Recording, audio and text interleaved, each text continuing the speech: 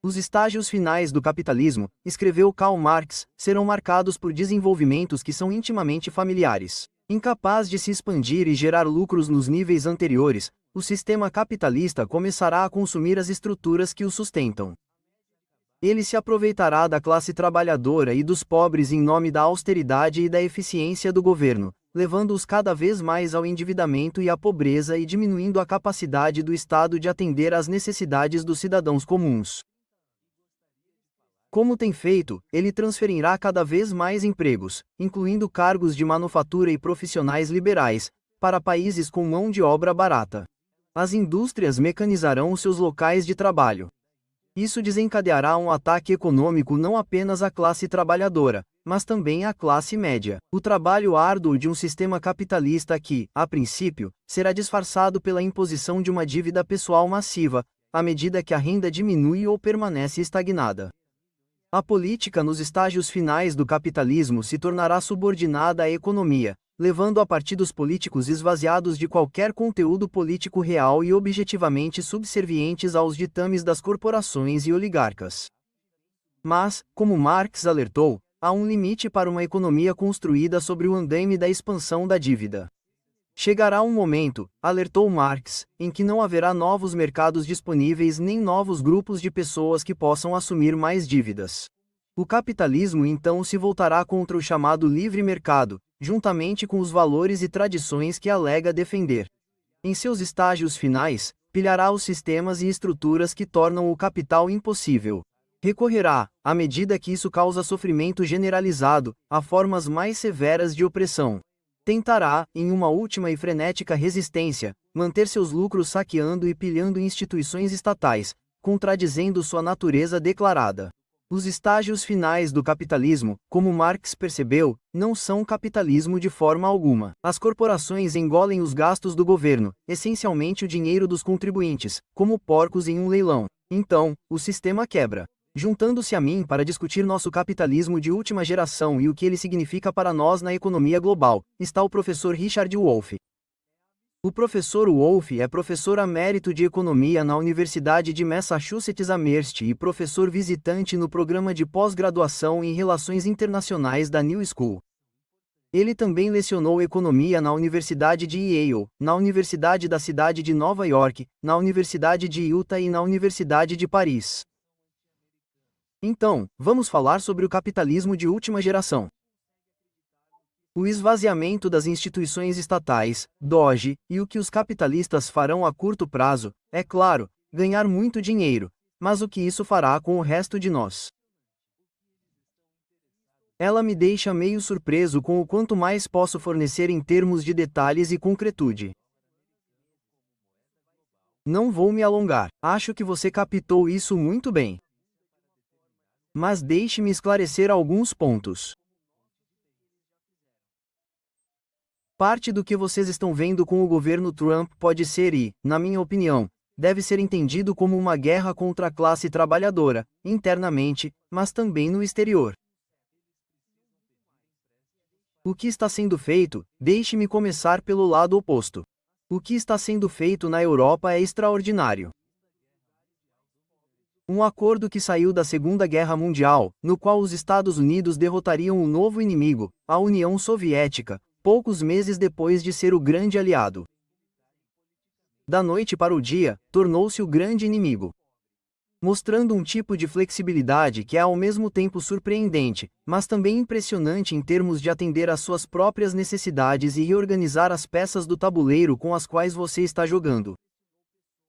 O acordo que foi feito foi o seguinte. Nós, os Estados Unidos, temos duas grandes preocupações agora. Número 1, o New Deal. Muito dinheiro foi tributado ou emprestado de grandes corporações e pessoas ricas para fornecer uma gama notável de serviços de massa, seguro-desemprego, salário mínimo, sistema de previdência social, emprego público. Isso teve que ser revertido. E como vocês sabem muito bem, nossos últimos 50 anos são a história do retrocesso daquele New Deal. Mas também foi necessário destruir os socialistas e comunistas que haviam criado aquele New Deal, com sua aliança por um tempo com o Partido Democrata. Tudo isso teve que ser desfeito e foi desfeito. A segunda grande ansiedade no final da guerra era que cairíamos novamente em uma depressão. Lembremos que foi somente a guerra que finalmente nos tirou do colapso horrível do capitalismo, o pior de sua história de 1929 a 194.041. E somente pegando os muitos milhões de pessoas restantes, vou ser simples agora, colocando metade delas em uniforme e a outra metade fazendo os uniformes, conseguimos. E então a grande preocupação e era muito séria no final da Guerra 45. O que aconteceria agora? Desmobilizaríamos todas essas pessoas das Forças Armadas, da produção para as Forças Armadas. O que nos impediria de retroceder? E você pode ver que o governo fez coisas extraordinárias, o projeto de Lei G para pegar todos aqueles soldados e, em vez de deixá-los no desemprego, colocá-los na universidade onde o governo pagaria por isso. O programa de moradia, o programa de rodovias, todos eles. Mas o que as pessoas não reconhecem é que havia outra parte disso e essa era a parte internacional com a Europa. O problema era que a Europa tinha a mesma história de depressão democrática que este país tinha e durante esse tempo, como nos Estados Unidos, os partidos socialistas e comunistas se tornaram muito mais fortes do que nunca na Europa. Então, no final da guerra, você tinha a preocupação de retroceder. Mas você tinha uma preocupação ainda maior. Havia partidos socialistas e comunistas muito fortes que lideraram o movimento da década de 1930 para obter serviços sociais que eram muito mais generosos na Europa do que neste país. Além disso, os socialistas e comunistas forneciam os militantes que eram a resistência antifascista. Então, eles eram populares, eram fortes. O primeiro governo de Gaulle depois de 1945 precisou ter pessoas do Partido Comunista no gabinete da Itália. O segundo maior partido nos 20 anos após a guerra foi o Partido Comunista Italiano. Eu poderia continuar dizendo que todos eles tinham a União Soviética a apenas algumas horas de trem deles. Então, as classes capitalistas estavam ainda mais assustadas com o que estava acontecendo e, depois, com a aliança com a União Soviética. Era demais. Então, o que os Estados Unidos fizeram foi fechar um acordo. Resolveremos nosso problema econômico aumentando o keynesianismo. O governo vai entrar e fazer o quê? Salvar-nos da ameaça soviética. Construir a indústria militar e dizer aos europeus: nós cuidaremos disso. Nós forneceremos a vocês o guarda-chuva da defesa.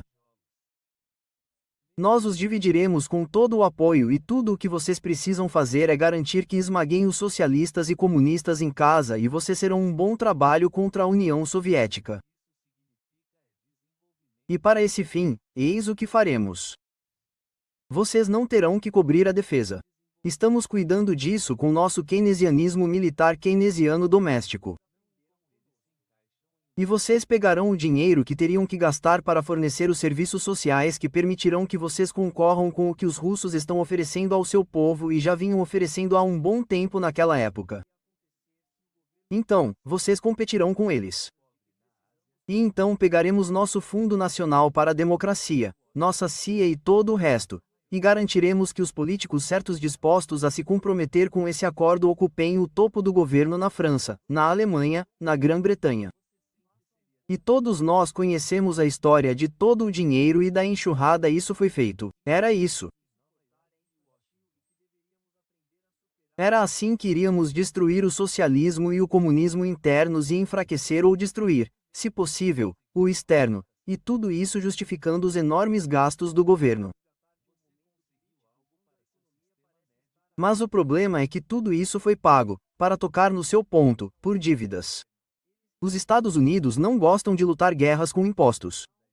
Eles gostam de lutar guerras com dinheiro emprestado porque se você taxar as pessoas, a oposição à guerra seria muito maior e surgiria muito mais cedo.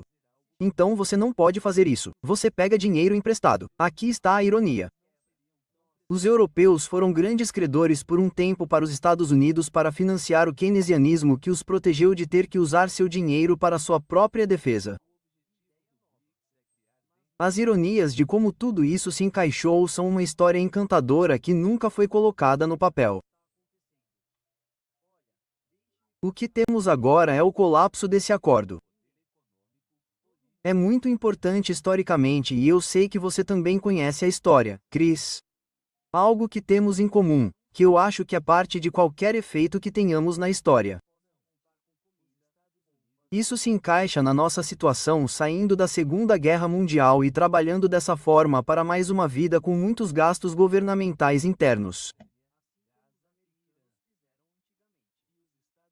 Mas o problema é que muito disso foi feito com dívidas e muito disso foi feito sem entender o momento especial.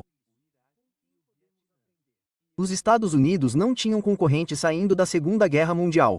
Grã-Bretanha, França, Alemanha, Itália, Japão e Rússia, todos foram destruídos. Saímos como reis da colina. Nossa economia estava em melhor forma saindo da guerra do que quando entrou. E ninguém mais poderia dizer isso. E o resultado foi um momento muito bizarro, único e especial que não poderia durar. Acho que os historiadores olharão para trás e ficarão impressionados por ter durado tanto. Mas, de qualquer forma, agora acabou. Não dá para fazer isso. Os Estados Unidos perderam a guerra no Vietnã. Perderam no Iraque. Estão perdendo na Ucrânia. Quero dizer, olhe para isso. E esses estão entre os países mais pobres do mundo para os quais os EUA estão perdendo. E os europeus ficaram de uma forma que quase temos que simpatizar. Eles são irrelevantes. Eles não são mais o oposto literal do que eram há 3 ou 4 séculos. O centro do universo, o apogeu da cultura, o senhor colonial, tudo isso, acabou. A Europa é uma nota de rodapé.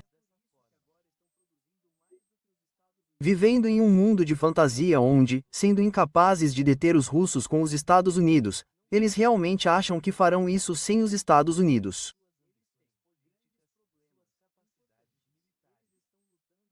Esses são níveis de loucura que fazem parte do declínio, eu suspeito, de todos os impérios quando eles se consomem.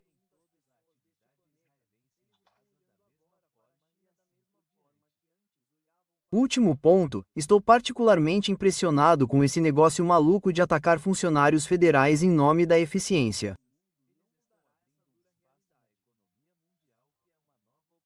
Isso é tão ridículo que temos que respirar fundo porque é meio impressionante o que temos aqui. 2,5 milhões de funcionários civis do governo federal contra 5 milhões trabalhando para o governo estadual e 15 milhões trabalhando para o governo local. Se você se importasse com eficiência ou o que quer que isso signifique exatamente, seus alvos óbvios seriam os locais e estaduais, mas eles não conseguem alcançá-los. Então, eles vão atrás do governo federal. Essa não é uma decisão de eficiência. É uma decisão de onde podemos fazer uma apresentação pública, e eles estão fazendo uma apresentação pública. Isso arruína a vida dessas pessoas. Destrói qualquer função que essas agências costumavam ter. Isso faz com que as pessoas entrem na força de trabalho, que é um número maior do que aqueles que saem do governo federal. Todos eles vão para o setor privado, onde reduzirão os salários. Ao mesmo tempo em que não conseguem controlar a inflação, vocês estão destruindo cada vez mais a classe trabalhadora, como se esse processo não tivesse fim. Esses são os comportamentos desesperados de um império moribundo. Não consigo pensar em nenhuma outra estrutura que faça sentido. Bem, eles não estão tentando destruir essencialmente agências governamentais como os Correios, por exemplo, a educação, porque as privatizam? Eles ganham dinheiro com isso. Eles vivem em um mundo do qual, olha, eu faço parte. Fui professor de economia a vida toda. Cresci nessa estrutura. Tive que aprender tudo isso. Tive que ensinar isso com frequência. Eles vivem em uma estrutura regida pela teoria econômica. A teoria deles diz isso, e eu digo isso da forma mais direta e religiosa possível no sentido negativo do termo. Eles vivem em um mundo em que tudo o que o setor privado faz é mais eficiente do que qualquer outra forma de fazer o trabalho.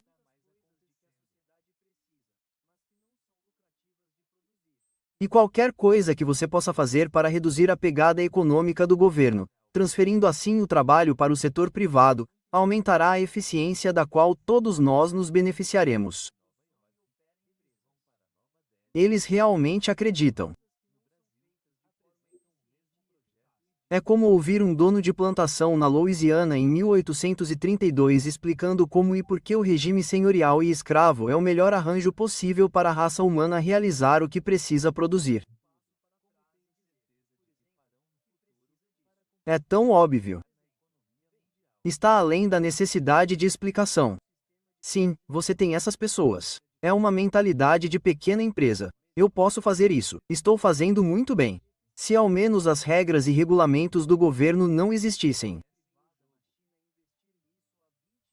E se todas as pessoas más que intervêm no livre mercado, que é o nosso ícone religioso moderno, bem, então, sim, elas na verdade, na medida em que são governadas por qualquer consciência teórica, é uma versão simplista daquele mantra simplista, que, você sabe, você e eu sabemos.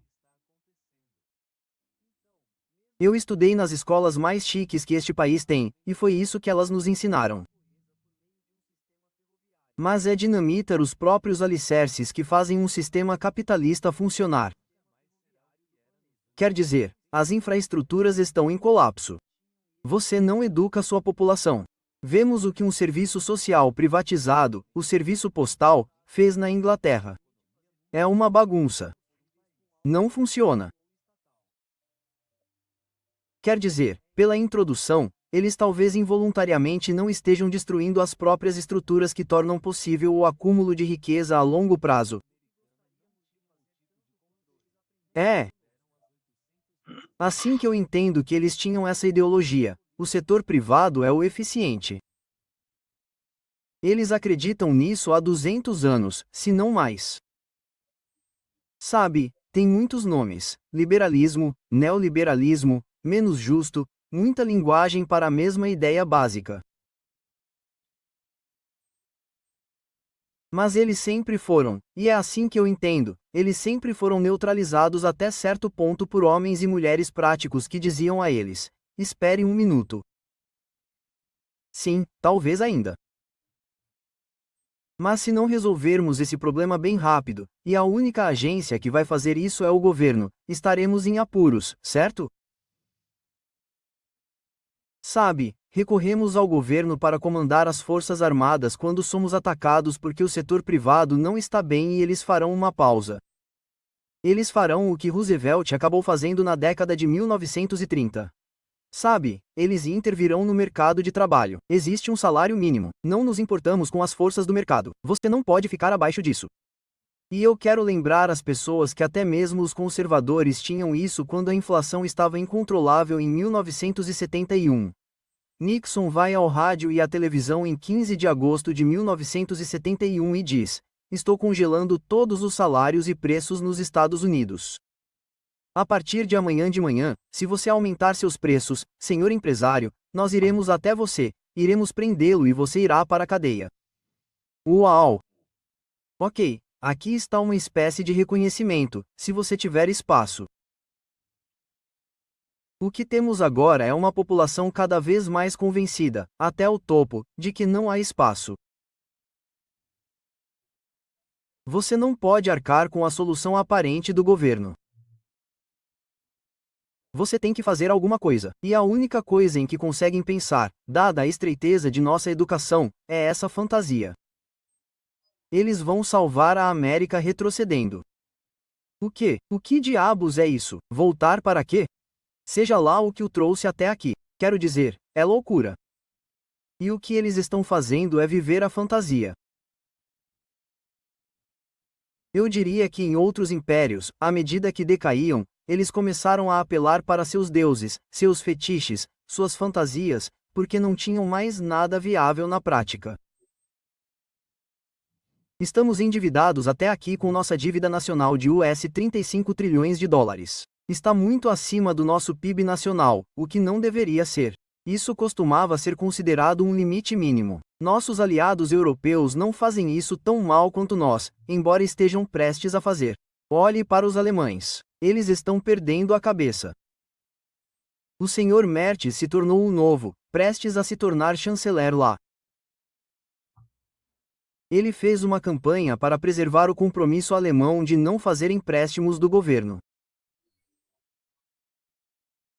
Poucos dias após a eleição, ele mudou completamente de ideia e agora defende a maior expansão da dívida na história da Alemanha para construir um exército. Contra quem ele vai lutar? Contra os russos? Isso é uma piada. Com os chineses? Essa é uma piada maior. Os Estados Unidos? Talvez a maior piada de todas. As únicas pessoas para quem ele poderia usar isso são os outros europeus. E eu acho que já vimos essa imagem antes em algum lugar.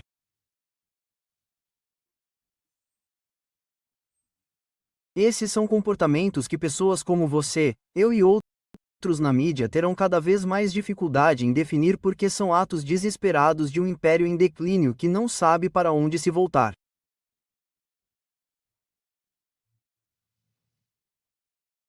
Vamos falar sobre as tarifas, o corte de impostos. Eles propuseram mais cortes de impostos, certo? Bem, como tudo isso vai se desenrolar economicamente? Você sabe, eles realmente podem deixar o complexo industrial militar em paz? Porque não há um projeto de lei no Congresso promovido pelos republicanos para aumentar os gastos militares em 100 bilhões de dólares na próxima década. Então, se eles não vão tocar nas Forças Armadas, que consomem metade de todos os gastos discricionários, não vejo como eles vão economizar tanto dinheiro, em primeiro lugar. E em segundo lugar, com essas políticas econômicas que atendem à classe oligárquica, quais serão as ramificações disso economicamente? Bom, acho que o que vocês estão vendo em parte, vamos começar com as tarifas. Há algo importante sobre as tarifas que não recebe a atenção que deveria. Se eu interpretei a política americana corretamente, então, pelo menos nos últimos 100 anos, o principal mantra do Partido Republicano tem sido: ou cortamos os impostos ou não aumentamos os impostos. Somos o partido anti-impostos.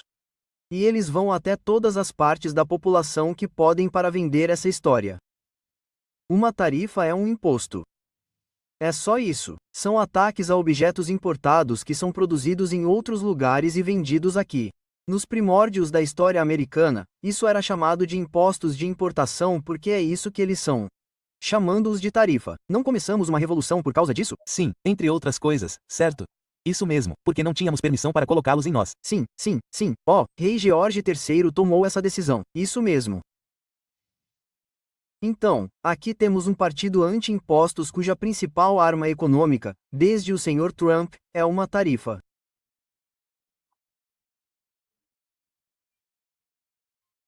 É como se houvesse mais evidências de que algo está realmente quebrando porque eles têm que se tornar defensores daquilo que alegavam em princípio que eram contra.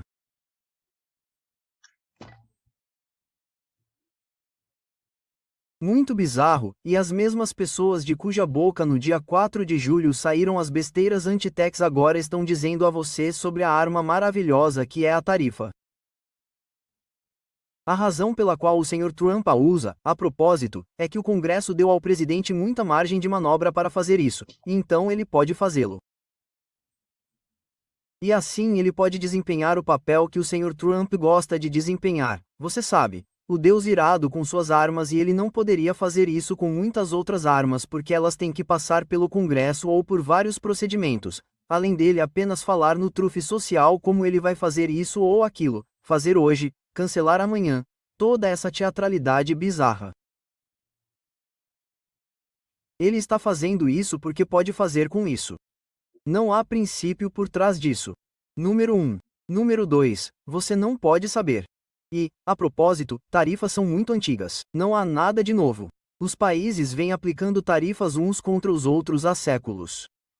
Por que estou dizendo isso? Porque há uma literatura imensa. Tive que dar aulas sobre economia internacional. É onde está essa literatura. Os alunos passam, sabe, 3 semanas lendo artigos e livros, etc, etc. Tudo bem, então, aqui está o que sabemos. Sabemos que uma tarifa não pode. Você não pode dizer às pessoas o que uma tarifa fará. O motivo é que uma tarifa desencadeia uma série de reações. Você não pode saber com antecedência. Em outras palavras, todos os afetados por uma tarifa precisam fazer uma escolha sobre como responderão. Todos responderão, mas a forma como o fazem é como saber com antecedência a jogada de xadrez. Você tem algumas probabilidades, talvez, mas nunca se sabe. E o gênio é aquele que se ajusta. Então, quando o Sr. Trump diz que as tarifas farão X, isso é uma enganação. Isso é um absurdo. Ele não sabe o que isso vai fazer. Ele nem sequer fez suas primeiras declarações sobre a tarifa. Ele pensou que ele continuava dizendo que os chineses pagariam a tarifa. Ele teve que ter seus assessores, alguns dos quais eu conheço, tiveram que explicar a ele e ele não conseguiu entender. Não, a tarifa é paga pelos americanos ao governo americano. Os chineses não pagam nada disso. Você pode imaginar uma reação na China que poderia. Sim, você pode. Mas não há razão para supor isso. Por exemplo, uma resposta a uma tarifa é uma tarifa retaliatória. Certo? Você não pode saber com antecedência se eles farão isso. E você não pode saber com antecedência quais produtos seus eles imporão uma tarifa. Novamente, eles não precisam fazer isso em todos os lugares. A Europa está ocupada tributando o uísque bourbon e os chineses também, por razões políticas óbvias, porque isso afeta a baía econômica do Sr. Trump. Mas não sabemos se o Canadá não pode vender sua eletricidade para os Estados Unidos. Bem, então eles vão vendê-la para a China. Isso é realmente uma vantagem? A resposta é não. Isso é uma possibilidade? Sim. Em outras palavras, no minuto em que você entende o que está acontecendo, tudo o que você tem para o Sr. Trump e seus associados é conversa fiada. O que parece bom no noticiário noturno é que faremos isso e terá esse resultado. É exatamente isso que ele não pode fazer. Ninguém pode fazer isso. E mesmo uma percepção passageira, se você não for um vigarista pago, é que você diria: bem, isso vai prejudicar o relacionamento. Isso levará a muitas reconsiderações e escolhas entre opções. Sim, e como todas elas se somam e impactam em nós. Quer dizer, a única resposta honesta é que não sei, não sei. Mas não são ostensivas as tarifas impostas aos canadenses e outros, uma para impulsionar a manufatura americana e duas para preencher a lacuna dos cortes de impostos? É essa a razão ostensiva para as tarifas? Que esse é o tipo de coisa que você diz, mas isso implica na pretensão de que você sabe que a linha de causalidade irá da sua tarifa até essa decisão. Por exemplo, uma montadora removendo ou realocando a fábrica de montagem do México para o Texas ou algo assim. Sim, mas aqui está o problema. É muito caro mover instalações de produção.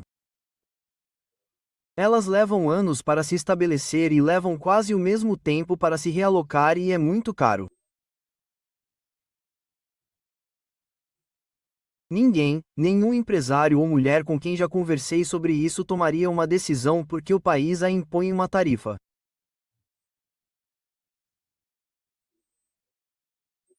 Ainda mais se esse país se comportasse de forma a dizer que a tarifa é temporária. A tarifa é o porquê, porque quem em você seria louco?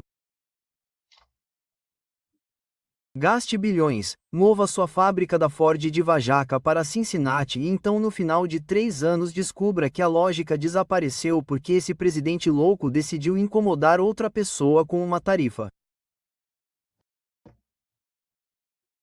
Você perde uma fortuna em dinheiro e, então, realmente perde, porque se você for para os Estados Unidos, o que ele sempre se esquece de lhe dizer, você tem que pagar muito mais dinheiro em salários além do custo da mudança. O custo intrínseco que um contador de uma empresa multinacional terá que pagar ao seu CEO é o seguinte: é isso que isso vai lhe custar. E essa é uma das razões pelas quais os CEOs estão tão insatisfeitos. Eu monitoro um programa para CEOs em Yale. A Yale bajula os CEOs, ela os leva até lá, os coloca em um lindo prédio colonial antigo, os recebe e os manda embora. E vejam só, as contribuições chegam a Yale alguns meses depois. Mas, de qualquer forma, é uma boa caixa de ressonância. Gosto de prestar atenção. Todos eles têm medo de dizer qualquer coisa publicamente porque o Sr. Trump é punitivo. Mas com a proteção do anonimato, opa, o que eles estão dispostos a dizer aos seus amigos e colegas em Yale sobre eles são muito. Eles não querem nada disso. Eles não querem a incerteza acima de tudo. Eles não conseguem tomar decisões. E então, a propósito, essa é uma das razões pelas quais vemos preocupações agora sobre a recessão, que não tem nada a ver com outra coisa senão com uma recessão tão grande no setor corporativo que não temos ideia do que esse palhaço vai fazer a seguir. Não conseguimos tomar uma decisão. Não podemos decidir construir uma fábrica, muito menos mudar uma, porque não conseguimos descobrir onde ela deveria ser. E cometer um erro neste ambiente é mortal. A propósito, isso introduz outra dimensão sobre a qual não falamos, mas que em algum momento e talvez em uma ocasião diferente. Os Estados Unidos são diferentes agora, Chris, do que foram por um século porque realmente temos um concorrente econômico. Nunca tivemos isso. Conforme sua observação inicial, a União Soviética pode ter sido um problema militar, mas nunca foi um problema econômico. Era muito pequena, muito atrasada, muito fraca. E isso até seu colapso em 1989. Simplesmente não era. A China já é. E sem falar na população, sem falar na aliança de tijolos que ela ergueu. Quero dizer, tudo agora é qualificado pelo fato de que nós, os EUA, temos algo que não tínhamos antes, que é uma totalidade competitiva inteira. A China e os tijolos, se somados, representam mais de 50% da população mundial. Os Estados Unidos representam 4,5%. Você precisa manter isso em mente. Do que estamos falando aqui, se somarmos o PIB do G7, EUA, Canadá, Japão, Grã-Bretanha, França, Itália e Alemanha, é cerca de 27% a 28% da produção mundial. Se somarmos a China e os tijolos, é 35%. Já é uma unidade econômica maior do que nós. Todos os países da Ásia, África e América Latina pensam em construir uma ferrovia, pedir dinheiro emprestado ou expandir seus cuidados médicos. Eles costumavam ir a Nova York, Washington ou Londres para obter a ajuda que precisavam e ainda fazem propostas, mas assim que isso é feito, eles enviam a mesma equipe para Pequim, Nova Delhi ou São Paulo e começam a negociar. Quem vai me dar o melhor negócio? E eles estão em uma posição melhor do que nós para fazer isso. É por isso que as ferrovias da África estão sendo construídas pelos chineses, e os portos na América Latina e assim por diante. O declínio e a ascensão deste império são implacáveis. Não sei se será um império chinês. Não sei se seu comprometimento com o multinacionalismo ou o nacionalismo é genuíno ou não. Como posso saber? Mas o declínio deste é inconfundível, a menos que você precise negar o que você e eu sabemos que é o ar que respiramos neste país. Quero falar sobre a rápida desvalorização da moeda de reserva mundial, o dólar. Alfred McCoy argumenta que esse é o ponto final do Império Americano. Se isso acontecer, o dólar não será mais a moeda de reserva mundial. O império será impossível de sustentar porque os chineses e outros não comprarão nossa dívida, que é o que os títulos do tesouro são. Você concorda e prevê isso? Eu não concordo. E não quero ser desrespeitoso. Deixe-me explicar.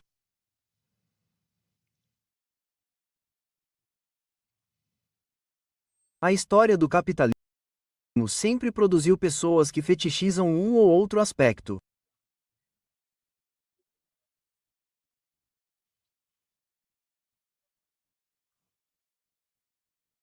É um sistema e depende da reprodução desse sistema, pois a produção de bens e serviços ocorre de certas maneiras, que as trocas nos mercados ocorram e que o dinheiro, como o tipo de lubrificante, desempenhe o papel apropriado. Todas essas coisas são necessárias. O dinheiro, o dólar americano, são muito importantes. Mas o sistema, como todos os sistemas, tem dentro de si a capacidade de se ajustar se um ou não dos elementos, sabe, é um pouco como os médicos explicam, se você perder o braço esquerdo. Acontece que seu braço direito pode fazer todo tipo de coisa e seu corpo vai meio que se ajustar.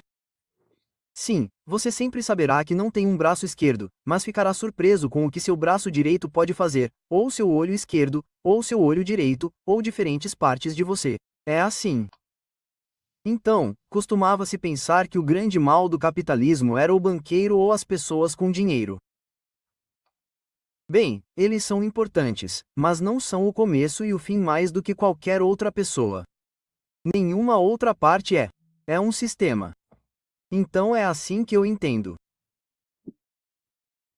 Parte do declínio do império é uma diminuição em todos os sinais do império. Você sabe que o sinal do Império Britânico era que a libra esterlina era a moeda global. Agora sabemos que o Império Britânico é uma vaga memória que está desaparecendo porque ninguém se importa com a libra esterlina britânica. Sabe, apenas os britânicos mal se importam e ninguém mais. Mas Rick, quando abandonaram a libra esterlina nos anos 50, certo? Como moeda de reserva mundial, a Grã-Bretanha entrou em recessão, uma recessão bem profunda.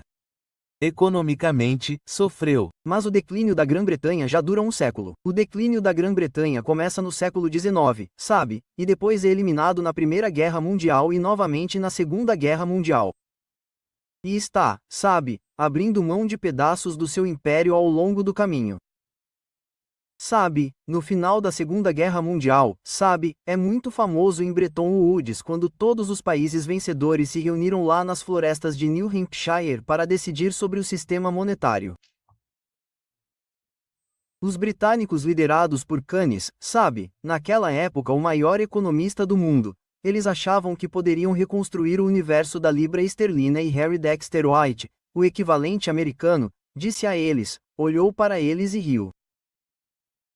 Ele disse, sabe, isso acabou para vocês, o dólar vai acabar, aspas. E todo mundo concordou porque todos entenderam sem muita discussão que faziam parte desse processo. Acho que o dólar americano está encolhendo, existem maneiras fáceis de mostrar isso. Sabe, se você olhar 40 anos atrás, os bancos centrais do mundo todo mantinham dólares e ouro como suas duas reservas básicas para respaldar suas próprias moedas. E o dólar costumava estar em 70, 75, 80, até mesmo acima dessa porcentagem dessas reservas. Um pouco de ouro, muitos dólares, bom como ouro. Hoje, esse número é estimado de várias maneiras. Ninguém sabe exatamente ao certo, mas está na faixa de 40 a 50%. Então essa é uma queda muito drástica. Isso está lhe dizendo que, para o resto do mundo, algo muito grande mudou do que era em 1945 até agora. Quero dizer, é tão grande e está em todo lugar, e você pode ver pelo que eles estão substituindo isso. No começo, era o euros, depois foram os euros e o iene. Agora, são os euros, o iene e o yuan da China. Quero dizer, é como um subtexto, sabe, traduzindo o que estamos falando como um declínio. Então, vejo isso mais como uma erosão constante. Um dos principais projetos das nações de tijolos, que você pode ver quando estuda seus relatórios quando eles se reúnem, é substituir o dólar. Não há dúvida de que eles estão interessados em fazer isso. Eles já estão fazendo isso. Você sabe que a decisão da Arábia Saudita não recebe muita atenção aqui, mas agora eles estão dispostos a vender seu petróleo por uma grande variedade de moedas. Antes, eles insistiam no dólar. Cada uma dessas decisões, por si só, é limitada, mas quando você a soma, sim, então é adeus ao dólar. Mas ainda somos um país muito rico, ainda somos uma parte muito importante. Não quero exagerar. Estou dizendo que está morrendo, não estou dizendo que está morto. Não somos a Grã-Bretanha, estamos a fazer o que a Grã-Bretanha fez. Estamos a seguir muito mais do que as pessoas estão dispostas a admitir, mas ainda estamos várias décadas à frente do que elas passaram. Vamos falar sobre as ramificações do que está a acontecer agora. A desmontagem do Estado burocrático, a destruição dos programas sociais, o que vai empobrecer ainda mais os pobres e coisas do gênero. O que prevê que venha? O que e o tipo de caos? Quero dizer, tarifas num dia e no dia seguinte não temos tarifas. Quer dizer, não consegue perceber para onde é que este tipo está a ir. Então, o que vê, sabe, para onde é que estamos a caminhar. Economicamente, sim. Politicamente, claro, estamos a tornar-nos fascistas, mas economicamente, sim. Bem, na economia, isso também está a acontecer. Se fascismo. Por fascismo você quer dizer, e você sabe que é um termo muito controverso e as pessoas o definem de forma diferente, e tudo mais, mas se por fascismo clássico você quer dizer uma espécie de fusão da liderança corporativa e do aparato governamental em uma situação onde o governo é a aplicação militar das regras do capitalismo. Bem, eu olho para o PANA, você sabe, primeiro você tem uma economia mafiosa e depois você tem um Estado mafioso. Sim, certo. Ah, sim, acho que tudo isso está muito em andamento. Acho que o simbolismo, quero dizer, devo me qualificar. Minha mãe nasceu em Berlim. Meus pais são europeus e meus pais se tornaram refugiados do fascismo na Europa e foi assim que nasci em Ohio. Você sabe disso. Então, sou um produto do que estou prestes a falar. Então é próximo de mim. O simbolismo do Sr. Trump tendo atrás dele uma fileira de oligarcas bilionários, você sabe, Zuckerberg e Bezos e Musk e todos. Minha primeira reação, Chris, é que isso é tão estúpido. Por que eu penso isso? Porque é a história fascista apresentada em um simbolismo que você não poderia deixar de ver se conhece alguma coisa sobre essa história. Não a Suprema Corte, nem grandes políticos, nem ganhadores do Prêmio Nobel ou o que quer que ele possa ter reunido por trás dele. Ele escolheu os maiores e mais ricos oligarcas corporativos que conseguiu encontrar, os vestiu e os colocou lá, cada um com seu parceiro apropriado. É impressionante, quer dizer, simplesmente impressionante. Agora, economia, tudo o que vejo é um ato de Desespero. Não tem nada a ver com nenhum plano coerente. Isso significa que quero ter cuidado.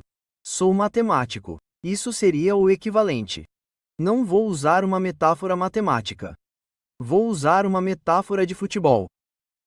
O Sr. Trump está fazendo o chamado passe de Ave Maria no campo. Certo? Para todos que não sabem, é quando você está tão desesperado que está prestes a perder o jogo. Você diz a todos os seus jogadores para correrem pelo campo, talvez para a esquerda ou para a direita. Então você joga a bola para lá e espera que, enquanto ela quica entre as diferentes mãos que a alcançam, ela caia acidentalmente em um dos membros do seu time em vez do outro, e você faz um milagre. Será que a montagem de absurdos do Sr. Trump pode lhe dar um resultado ao qual ele ficaria feliz? Sim. Tem exatamente a mesma chance que o passe de Ave Maria, porque tudo o que ele está fazendo é caótico. Se você se lembra, sabe, é muito difícil falar sobre isso com sensatez, dada a falta de sentido. A maioria das regulamentações que temos no governo federal são resultado de anos de luta de pessoas impactadas que não podiam contar com o setor privado, exigindo ações que só poderiam ser feitas pelo governo. Então, você sabe, depois que o Tom Sinclair nos ensina sobre o negócio da carne, e nós e as pessoas morrem à torto e à direito de intoxicação alimentar causada pela carne, nós temos uma Food and Drug Administration porque, claro, temos que garantir que o lucro, que às vezes tem bons resultados, tenha resultados terríveis com a mesma frequência. E se não policiarmos isso, teremos o terrível ao lado do bom. E isso é insuportável, certo? Então, cada uma dessas coisas tem uma história por trás, mais ou menos. A comunidade empresarial bloqueia, atrasa, posterga e, depois de perder a batalha, leva o crédito por isso quando termina. É como minha amiga Deidra McCloskey, uma economista que você provavelmente conhece, certo? Ela adora sair por aí dizendo: o capitalismo não é maravilhoso porque temos um padrão de vida mais alto agora do que as pessoas tinham há 200 anos. E eu adoro isso. Cada uma das coisas que ela aponta foi contestada, adiada, bloqueada pelos capitalistas. Eles lutaram com unhas e dentes. E então eles têm a esperta RP depois que são derrotados e nós temos que levar o crédito por isso. E agora a indignidade final, tendo levado o crédito por isso por 20 anos, eles vão destruí-lo em nome da eficiência. A ironia aqui é que você realmente tem que respirar fundo. É isso que acontece nos últimos suspiros de uma economia. Você vê coisas malucas, então agora vamos desregulamentar. Teremos um escândalo após o outro, olhe para o escândalo. O jornal de hoje estava cheio de pessoas sendo deportadas dos Estados Unidos que não tinham razão para serem deportadas e o governo tem que dizer bem, isso foi uma falha ou isso foi um erro ou que alguém compareceu ao funeral de um líder. Ah, vamos lá. Não é disso que se trata. É mesmo? É isso que você está fazendo? Você está tão fora e as pessoas agora terão uma história para contar sobre o quão incompetente, inapropriado e perigoso é esse desregulamento.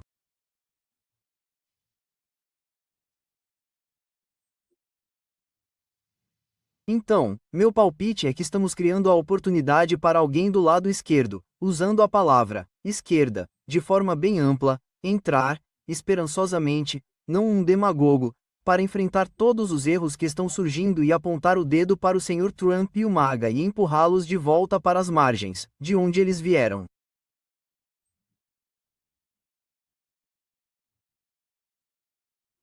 Veja, o Sr. Trump aproveitou a insatisfação de um império em declínio, uma população que não conseguia encarar o fim de seu império e, portanto, estava disposta a culpar Biden, pelo amor de Deus.